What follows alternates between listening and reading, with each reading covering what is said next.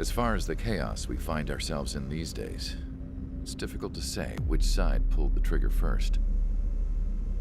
Erusia deployed an automatic intercept system with drones. Osea implemented long-range attacks to bypass them. So Erusia decided to sabotage Osea's communications and navigation technology. Erusia couldn't launch a satellite themselves, but they were still able to hack the software of the Osean transmission and navigation systems. Before Osea even noticed, half of their satellites were hijacked. That's when things got ugly.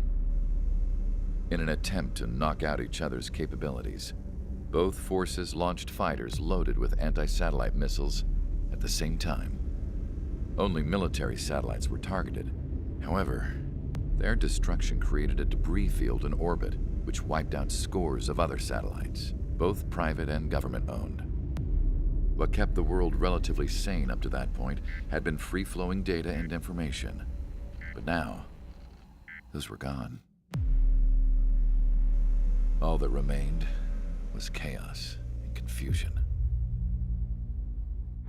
Government and civilian broadcasts and transmissions were cut off. The flow of information had ceased. Forces on both sides of the conflict now found themselves unable to communicate with their superiors. Many of the smaller countries annexed by Erusia and yearning for their independence seized the opportunity and started their own uprisings. As for why some of Osea's military decided to break off from the main force and continue on their own, I have no idea.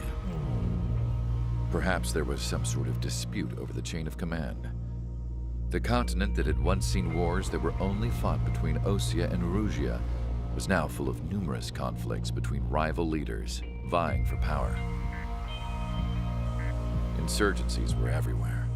I even heard a rumor that a group of Osean convicts had rebelled.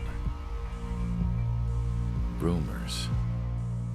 It never ceased to amaze me that even at a crazy time like this, something as trivial as a rumor could find its way here. Communications from corporate were cut off. Apparently, the entire computer network was down. It was a wise decision to make our drones autonomous with AI instead of being radio-controlled. Wise and forward-thinking. Even with their GPS offline, they can still use their sensors to navigate as long as they're working properly. I'm sure the drones are still working perfectly, following their mission orders to the letter. I wish I could upload Mihai's new data to them. But without a connection, I can't upload the software to the active drones. The new ones we're making, though, there should still be enough time to upgrade those before they're activated. I'll be taking the data I've acquired away from the front lines now. Oh, and I'll be taking the girls, too. I told my assistant Masa it was time to get Mihai's granddaughters ready to leave here. She's not much older than the girls, but she has a way about her, and I'm sure she won't have any trouble with them.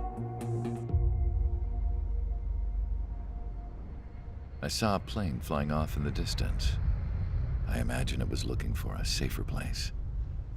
The plane had a rose emblem on it.